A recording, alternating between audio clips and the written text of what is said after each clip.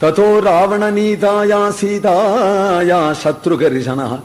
இயேஷ பதமல்வேஷ்டுஞ்சாரணாச்சரிதேவதி.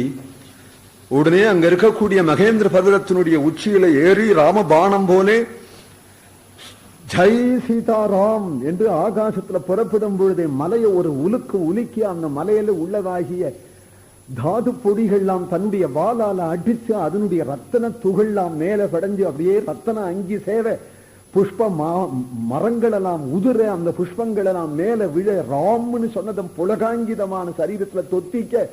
யதா புஷ்பமயோ கிரிகி அப்படின்னு உடனே அவ்வளவு பேர்களுக்கு அஞ்சலி பண்ணி சசூரியாய மகேந்திராய பவனாய ஆத்மயோனையே பூதேபியச்ச அஞ்சலி கிருத்வா சகார கமனே மதிமுன. ஆகாசத்துல ஹனுமானு அப்ரஜாலானின்னு மேகங்கள் எல்லாத்தையும் பிடிச்சு இழுத்து கொண்டு சூரிய வெளிச்சத்துல விதவிதமான வர்ணம் இருக்கக்கூடிய ஆகாச மார்க்கத்துல பார்த்து நீலமாஞ்சிஷ்ட வர்ணமா இருக்கக்கூடிய அந்த அழக பார்த்து கொண்டு அந்த மப்புல புகுந்து சந்திரமாதிவ திருச்சதே பிரச்சன்னச்சே பிரகாசச்சே என்று சஞ்சரிச்சு அப்படி ஜில்னு போய் யார் இப்படி போக முடியும், அடாடா இது யாருது என்ற எல்லாரும் ஆச்சரியப்படும் பொழுதே சமுத்திரராஜனி பேர்பட்ட மகாத்மா நம்மாத்து வாசல்ல போகும் பொழுது ஒரு தீபாராதனையாவது பண்ண வேண்டாமா,